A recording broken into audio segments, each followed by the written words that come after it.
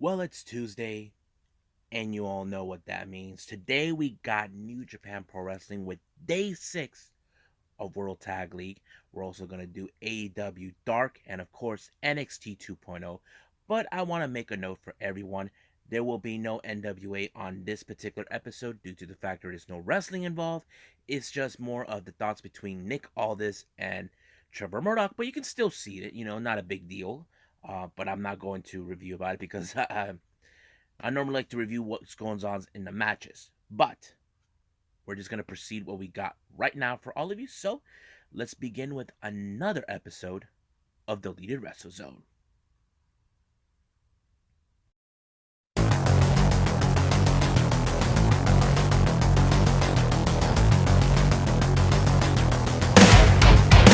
Are you ready? Get up, get up! Get up, get up! Get up, get up! Get up, get up! Get up, get up! Get up, get up!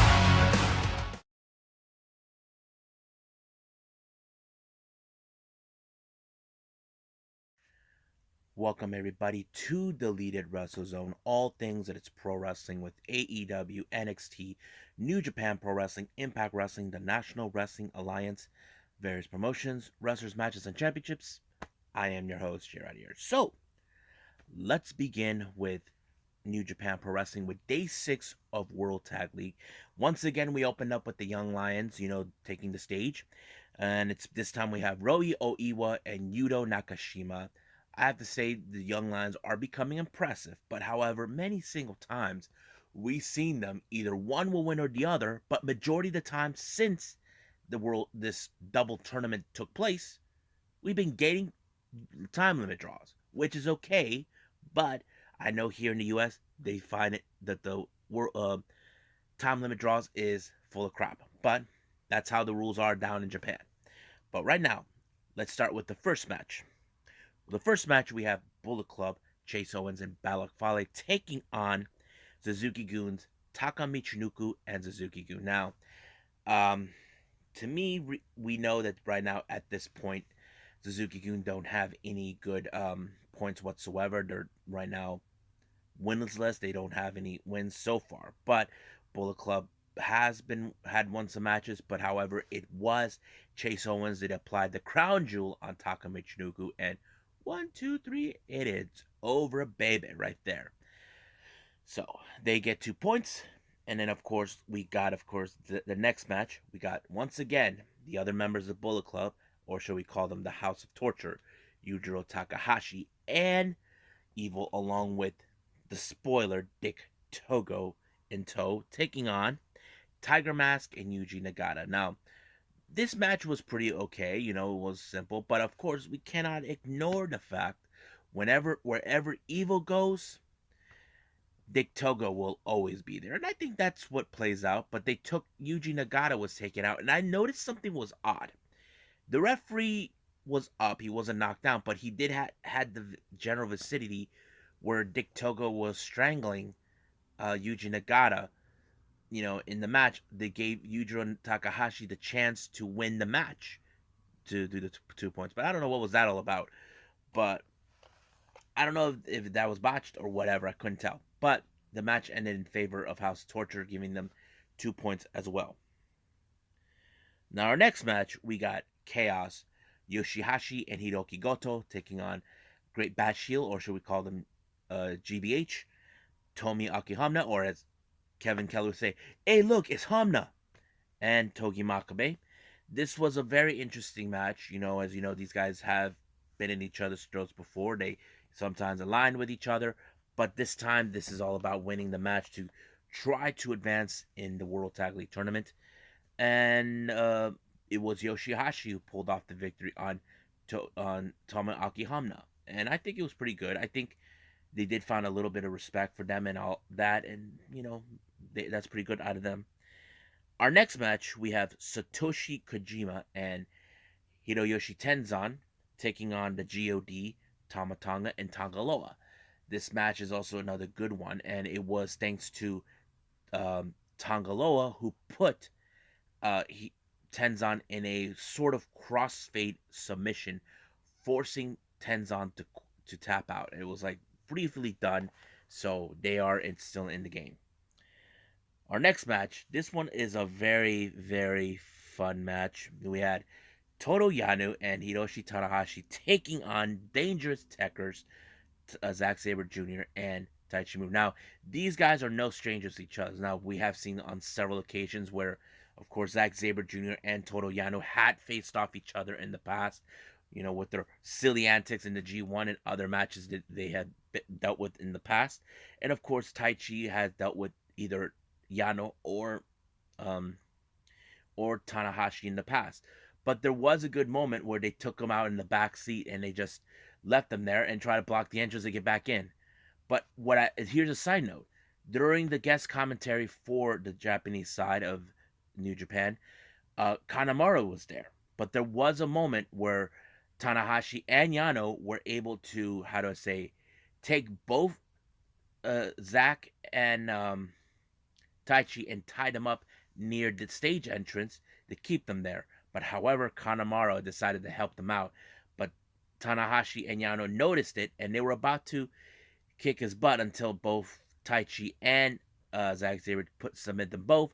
But Kanemaru decided to help and tie both their feet together, which was really kind of like a funny moment. But however, they didn't make it back. They lost through countout, all thanks to Kanemaru making sure that they win this match. So they're still in it. However, they do have one loss in this particular tournament. And then finally, we have United Empire, Aaron Henare and Great-O-Khan taking on LIJ, Sonata, and Naito. Now, Great-O-Khan and Naito are no strangers to each other. There were many times where Naito's knee was almost given up on him thanks to Great-O-Khan. But however, in this particular match, it was Great-O-Khan that took out Sonata in this particular match. Now, keep in mind, uh, the United Empire do have an opportunity down the line for a shot of the IWGP Heavyweight Tag Team titles. It could happen maybe after the tournament, but we'll see what happens then. But it was Khan that pinned Sonata, and it was over right from there. So let's review the points that took place. That way we get a much, much better idea to understand what's going on. Okay, here we go. We have Yano and Tanahashi with 4 wins and 2 losses, with a total points of 8. Makabe and Hamna, 0 points with all losses on all 6 losses. Tenzan and Kojima, 2 wins and 4 losses with 4 points. Tiger Mask and Yuji Nagata with 1 win and 5 losses with total points of 2. Hiroki Goto and Yoshihashi, they got 4 wins and 2 losses with the total points of 8. Naito and Sonata, 5 wins and 1 loss with 10 points. Same thing with Zack Sabre Jr. and Taichi, 10 points as well, with the same amount of points, wins and losses.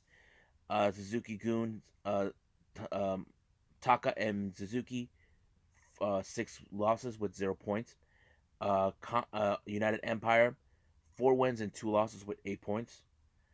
Same thing with Tamatanga and Tangaloa, the GOD, 8 points, 4 wins and 2 losses. We have Evil and Yujiro, 3 wins and 3 losses, so they're half and half right now. And then we have Fale and Owens with 4 wins and 2 losses with 8 points. So right now we're tied with both LIJ and Zack Sabre Jr. So this is very interesting. So basically anything could happen, but I do see for the ones who have 0 points at this point, like uh, Suzuki and Taka and Makabe and Hamna, they could most likely be eliminated anytime soon, but they will continue with the tournament as much as possible to see if there anything changes. But from here on out, we will see we're in the point where we could be getting closer and closer to the end. I'm kind of excited to see who is going on. Now, if Taichi and Zack Sabre Jr. win the tournament, they get to pick the opponent they want at Wrestle Kingdom. But whoever wins, we'll see what happens then. So right now, let's move on with AEW Dark.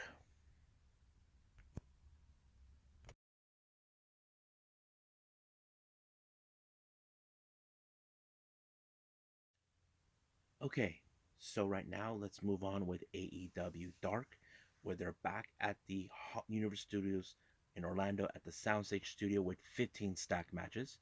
So the first match is the Pinnacles, consistent of both Sean Spears and Morlow taking on Bear Country. I thought this was going to be a very interesting match because Bear Country, of course, were a team I have been following, have been paying attention, and I thought this was going to be a good one. And I did not expect a whole lot, but it did show how much brute force these guys can be. But however, there was still no match for Warlow. You know how he ends his matches. He's the one who picked up this victory by knocking the person out or pinfall. So pretty much it was a good match. Next one we got Kylie King, who I haven't seen for quite some time. She's back. This time she's facing against Renee Michelle. So as you know, Renee Michelle is the one who seeks attention, but it was Kylie King who picked up an amazing victory against her. So she made another pinfall. 1, 2, 3 right there. Now the next match we have is Santana Ortiz taking on Gus De La Vega and Braden Carter. You know that the combinations with Santana and Ortiz always makes them a cohesive unit. But I know deep down all of you want to see them try to become the AEW Tag Team Champions. I feel they should be going for those titles, but we'll see when that day comes. But unfortunately, their combination helped them win as always. Next up, we got Sky Blue versus La Rosa Negra. I thought it was a pretty good match, especially Sky Blue. Some of you probably saying, is she with AEW full time? I'm still don't know yet. I mean, I don't know if she's like one of those hired guns. I don't know for sure. I do know she is currently right now the AEW Women's Champion that she just recently beat the title for from Allison Kay. Um, but don't know yet. But she made an impressive victory against La Rosa Negra, and can't wait to see what she's gonna do. Next up, we got Allen Five Angels along with Negative One taking on Mike Reed. Man, seeing Allen Five Angels adapt now, I mean, I feel like he looks more better without the mask. I mean, he can still wear it, but when he's wrestling, he feels like he's another persona. I think it was a good change of pace for him, and I think this match showed him why he doesn't need the match that much. Next up, we got Anarchy, Ryo Mizunami taking on the Mean Girl, Danny Jordan. You know how that goes, but of course, you cannot deny Ryo Mizunami, who is one of the best wrestlers we have seen.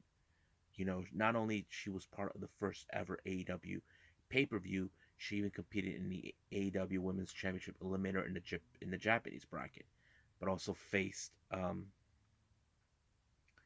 Nyla Rose in the finals of that. But it was a great match. She was great. Next up, we got the Butcher along with the HFO taking on Michael Martinez. Now you know the Butcher, he can straight up end you completely, and that's what it makes him great. I hardly get to see the Butcher in singles competition, and that's to me a very rare opinion. Because we only see him with the Blade, but I have to say, seeing him as a singles competitor, I would like to see that how it goes. But he eventually won the match. Next up, we got Julia Hart taking on Nikita Knight. I have to say, Julia Hart has adapted great. I have to say she has grown up a little more in her in-ring style. She's been mostly doing a lot of splits in her technique. I don't know if that's a thing when it comes to her, but I was impressed. Not to mention with the splits in two different occasions, other than that bulldog split she normally does. But it was that particular move that allowed her to win the match against Nikita Knight. Next up, we got this brand new wrestler I never heard of, Infinito, taking on Ray Jazz, who I've seen him before. But Infinito, he seems very interesting. He's like a luchador. I don't know. It's still unclear more about him, but he was very impressive. I think I'll pay attention to him more, Infinito. But he won his match. Next up, we got Layla Hirsch versus Sahara 7. You know Layla Hirsch, she is what she's capable of. Man, you know for a fact the Fuji armbar it's her main weapon, and that's what made her have to win the match when Sahara tapped out. And I thought, great. Next up, we got the Factory, consistent of Aaron Solo and Nick Comoroto taking on the Varsity Blondes, consistent of Griff Garrison and Brian Pillman Jr. Even Julia was there too. But I have to say, this was one of the toughest matches that the Varsity Blondes has ever came across upon.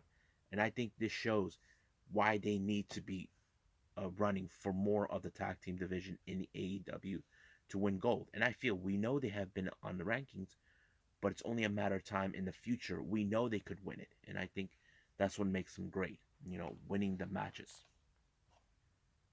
Next up, we got the premier athlete, Tony Nese, taking on the Marcelo James. You know that the premier athlete has a game plan against Sammy Guevara, but with his style, no doubt it allowed him to win. The next match, we got the HFO against Jora Joel taking on, HFO, Jora Joel, and Matt Hardy taking on Baron Black and Prince Agudaba. Hold on a second.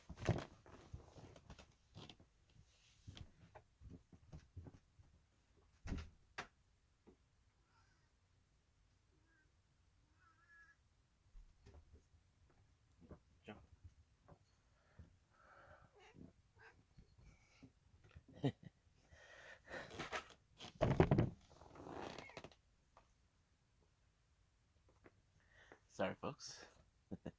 My cat. Say hi.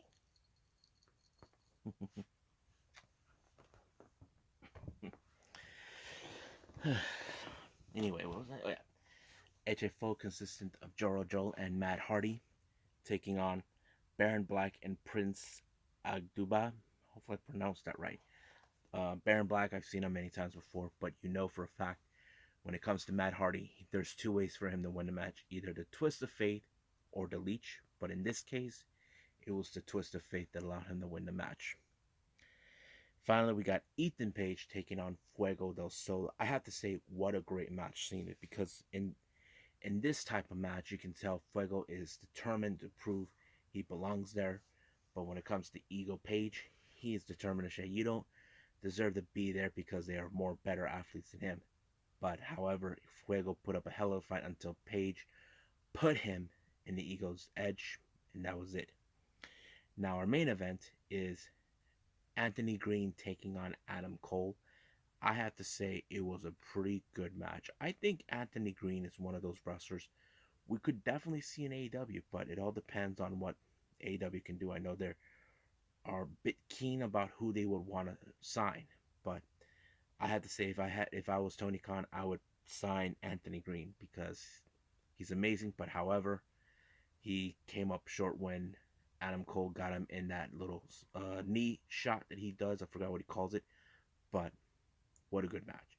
So I think that's it right now. Let's move on with, of course, to NXT 2.0.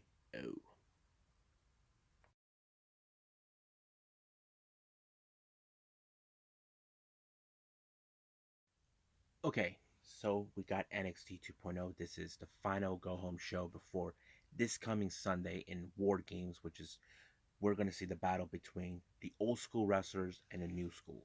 So this is becoming interesting, but we cannot forget, of course, the other War Games taking place. We're talking about the women's division. Now, both sides, both men's and women's, do have a ladder match for the advantage point. Apparently, whoever wins this briefcase gets the advantage. But let's start with the first one. We have, of course, it opened up when we saw one side Toxic Attraction along with Dakota Kai, and the other we saw Io Shirai, Raquel Gonzalez, Cora Jade, and Kaylee Ray. We know that Kaylee Ray and Dakota Kai were set to be in this match. I have to say it was one of the most brutal matches that both women have ever been in this ladder match. But somehow, some way, Kylie, Kylie King, Kaylee Ray was able to pull it off and win the briefcase, and allowing her team to have the advantage.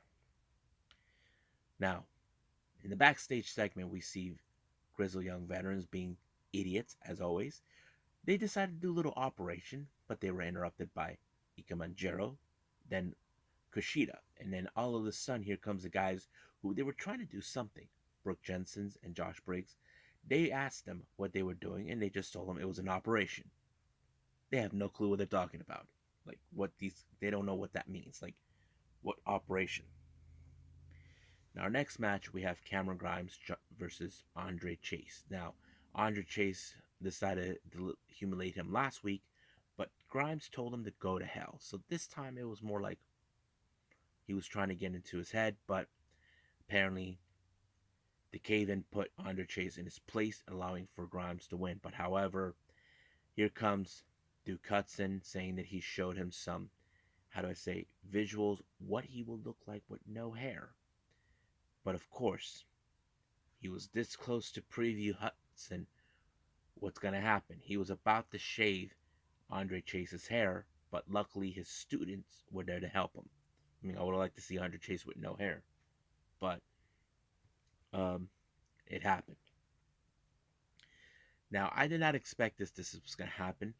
I mentioned this individual before, Idris Inofe, who made his debut in 205 Live last week. It was great, and he talked about the similarities of life between him and his opponent for later on in the evening, Solo Sequoia. I have to say, it's like a similar backstory. But the real question is, who is the king of the streets? You know, that kind of tells us that. Now, as you know, the men's ladder match, men's War Games is taking place. They already have a poll who was going to represent the black and gold group, the old school, and they voted for Johnny Gargano. But the real question, who was going to represent the 2.0, the new school? And the person they picked was Braun Breaker. So it's already been decided. That's going to be for our main event. Now, once again, we're trying to find out who in the hell is the shaman. Now, we've been following MSK the entire time. I thought it was a really funny segment. And of course, they ended up fighting with, I forgot, Wesley was fighting against the car that had GPS. But when we saw the shaman, I was like, let me see his face. I wanted to see who it was. I don't know who the shaman was. I think that's going to be a great moment. I don't know if they're going to show that next week. I don't know, but yeah. Now our next match is the number one contendership for the NXT Tag Team Championship that will take place at War Games. We have on one corner Legado del Fantasma, consistent of Raul Mendoza and Joaquin Wilde, taking on the team that they say don't have experience. They're not together. Kyle O'Reilly and Von Wagner. Now the match seems like things were going great for Legado, but it started changing its shift until the arrival of Zion Quinn. Now remember, Zion Quinn turned down the offer to join Legado until he was beaten by them. But of course, he took his eye on Electro Lopez until he decided to beat the crap out of Santos Escobar. But without Escobar, Electro Lopez being by their side, Wild and Mendoza were left to defend themselves. But it was the great combination and cohesive that led for Van Wagner and O'Reilly to win. However, speaking of that, the tag champions were not. They're still not impressed. They think they're still not. They're not in their level. But we'll see what happens then. Now, we have been seeing recently Joe Gacy doing these interesting promos talking about it. He had three wrestlers in the other hand being there, saying that the cruiserweight division has now changed for the lack of better terms, saying that all this and that. He even had wrestlers that he was going to wrestle, but he was interrupted by Diamond Mine. I think they had enough of his bizarre crap, whatever they want to see. But basically they tried to get rid of him, but no avail. But we'll see what happens then. Now, as you know, I mentioned Edris Inoue made comments about Solo Sequoia. He admits, yes, Solo agrees. Yeah, maybe we do come from the same kind of lifestyle. But he was interrupted by Boa. Now, nobody knows what's going on in Boa's head. So Solo had no time for this, but he just left him alone. Now, during the backstage, Indy Hartwell and Persia Parada are preparing for their tag match until all of a sudden they get a call from a doctor saying that Dexter Loomis just left the hospital. Now, if I was a betting man, I have a feeling he's going to show up at War Games to help Johnny Gargano and the rest of the old school. I mean, that would be a surprising for me. Now, as for the match between Parada and Hartwell, they were taking on against Valentina Fariz and Yulisa Leon. Much of the match, you can see that Indy Hartwell was not in the focus mode. As you know, that's the kind of story they're building. I mean, we can say that Persia can handle things on her own, but her focus is that Dexter's not there. So practically, it was a pretty interesting match. Or should I say, maybe a seven, a 6.5 or 7 of out of 10. That makes me. But let's move on with the final match. We got the ladder match for the men's War Games advantage. I have to say, what a great match. I was surprised when Braun Breaker did the Frankensteiner, and there was only one person in his family that actually pulled it off. And you guys know who that person is. I'm talking about his uncle Scott Steiner, and I thought it was a great way of paying homage to him. But I have to say, this match was insane. I did not expect a whole lot was going to be good out of it, but it was Braun Breaker who pu- pulled it off, winning the match, allowing himself to have the advantage. But as soon as it was over, all hell broke loose, and I thought it was a pretty good. What I think about this go home match, I have to say it was pretty good. I enjoyed it, but come this Sunday, I think all bets are off with everyone, and I can't wait to see it. Well, I hope you guys enjoyed um, me reviewing these wrestling shows. Uh, the next episode, I might have to keep it short due to my exhaustion. Just letting you guys know that I'm working back on my regular day job. I'm only going to be covering, of course, AEW Dynamite, but however, if MLW is going to happen, I will cover that. But if I do have time, hopefully I can throw in a third for all of you. I have decided which one is, but I'm not going to say it until how I feel that day. But for now, I'll see you guys in the next DWZ time. Same DWZ channel. I must bid all of you adieu. So goodbye. And have a nice day. Bang.